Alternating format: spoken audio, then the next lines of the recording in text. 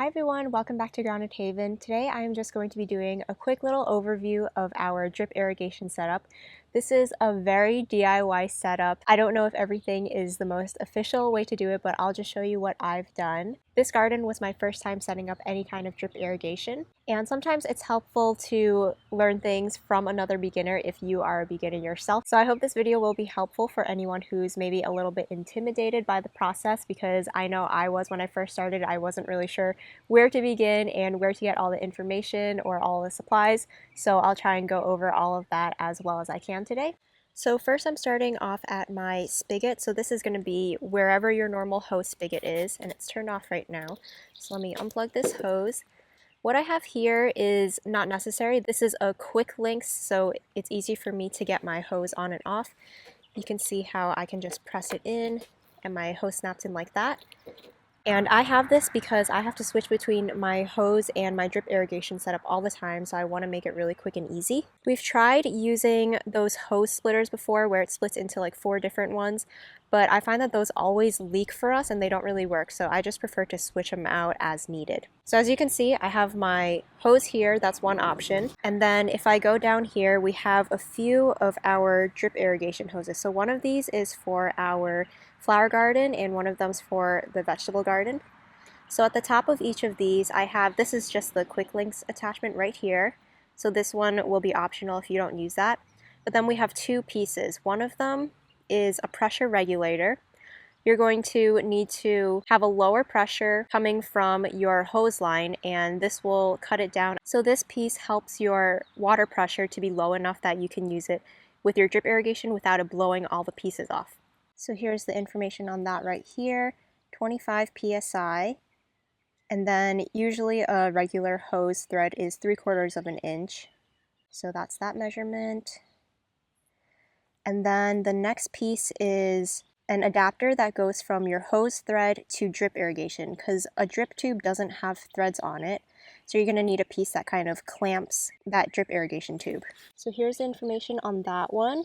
So like I said, the hose thread is usually 3/4 of an inch, and then this drip tubing is 1/2 of an inch. So it adapts it to the correct measurement, and it also clamps it since the hose doesn't have a thread.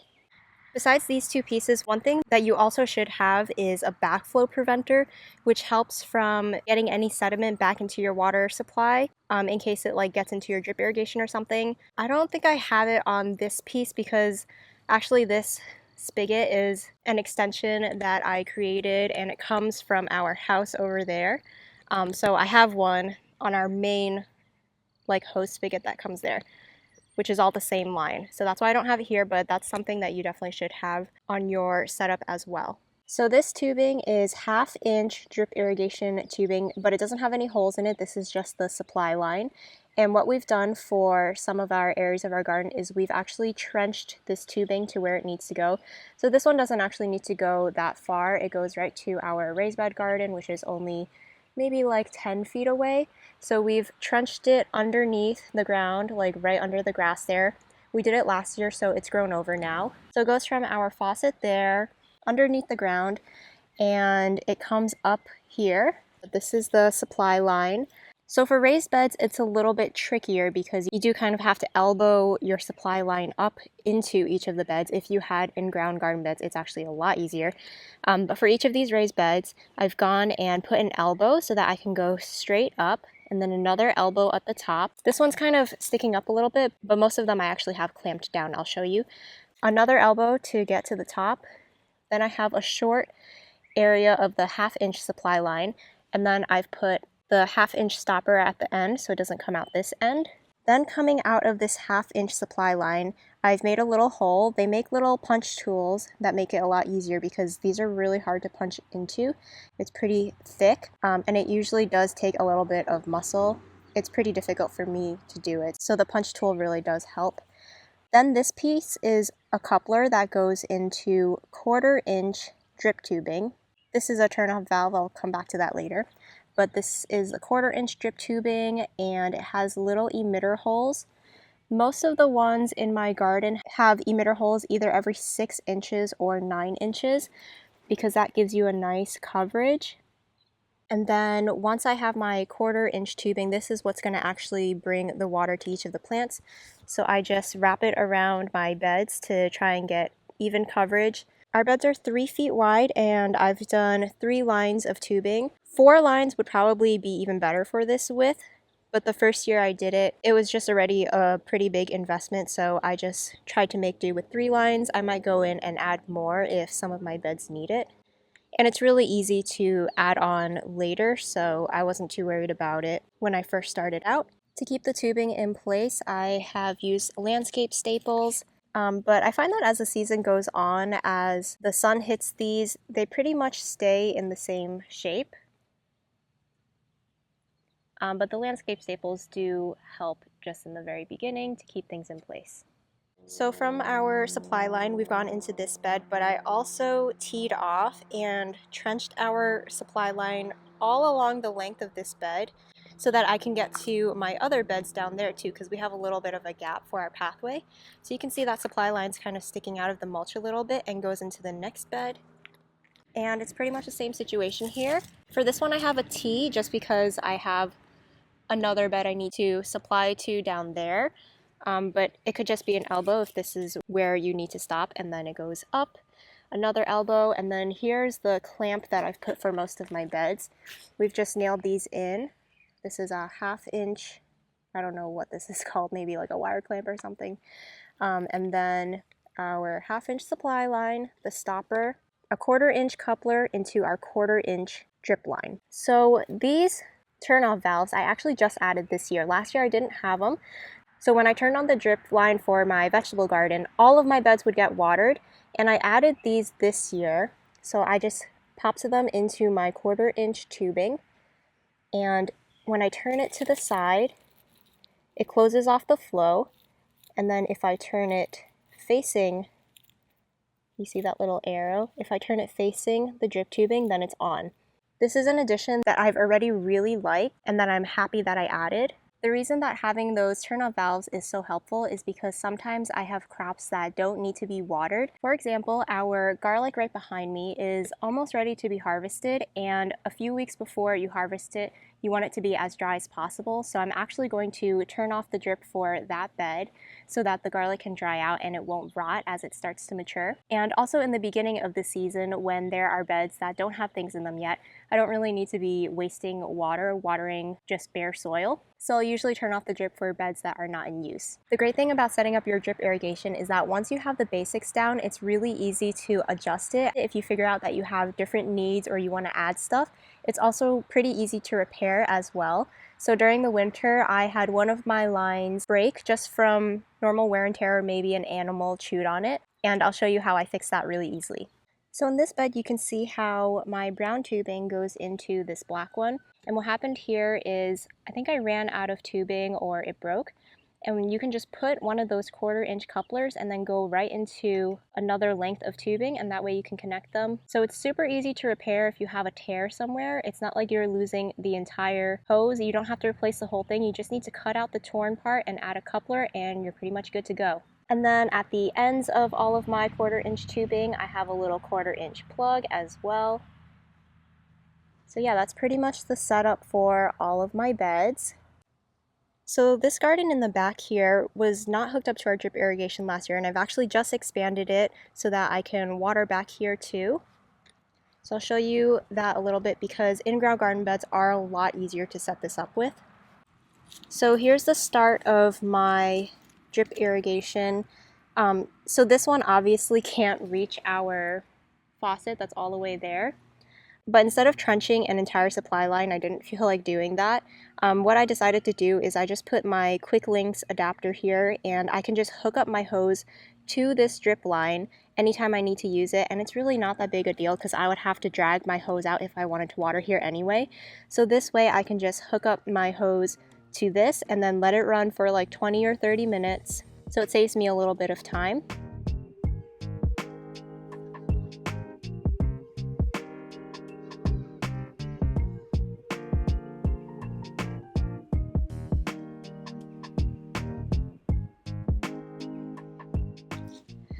And then to each of these drip areas, I do have to get the two adapters, the pressure regulator and the hose to drip adapter, just because of the way I set it up. If you had like a specific faucet that just went to drip, then you can probably just do this setup right at the beginning and not have to do it with all of your different zones. But that's just the way I've done it. So I have my 1/2 inch supply line that goes all the way down the length of all of these beds.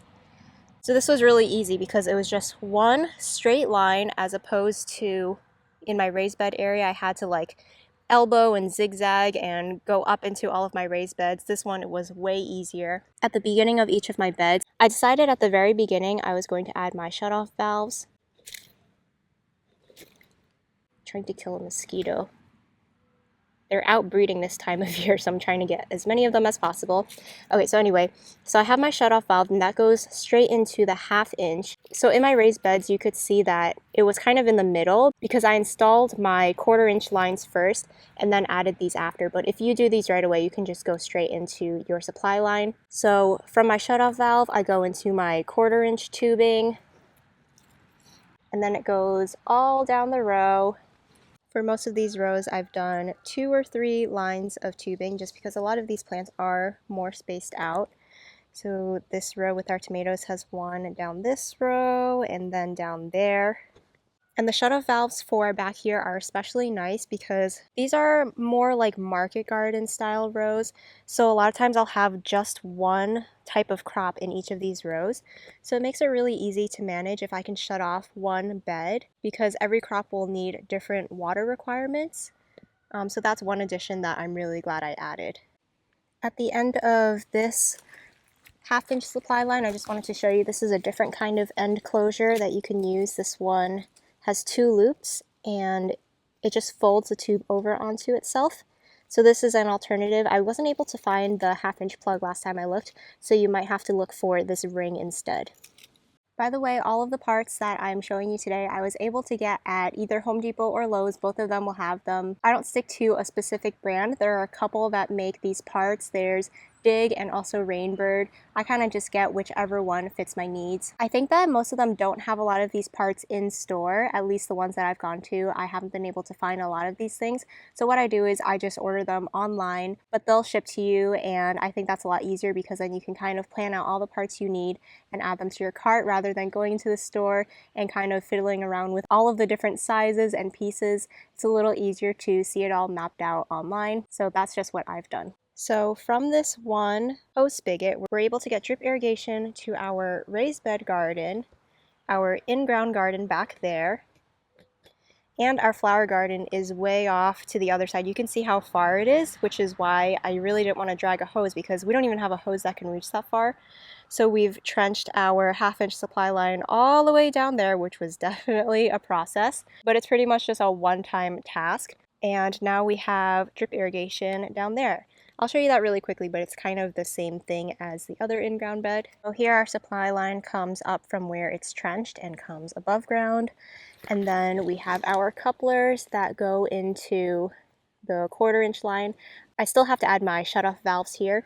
So what I'll do to put those in, if I already have a line installed, you just have to snip it right there and then add it in, and it's as easy as that. Like, you don't have to redo anything, you just have to pop in that one extra piece, which is really nice.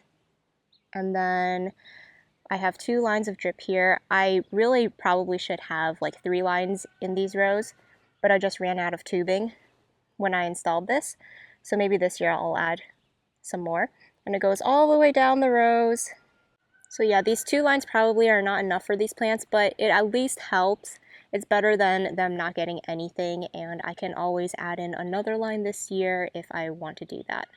One of the most satisfying things after you set up your drip irrigation is turning it on, and when the water like goes through the hose, you'll hear like this squirting noise as all the water starts to go through. And it's so cool to know that I did that all myself and the water just waters my plants without me having to do anything.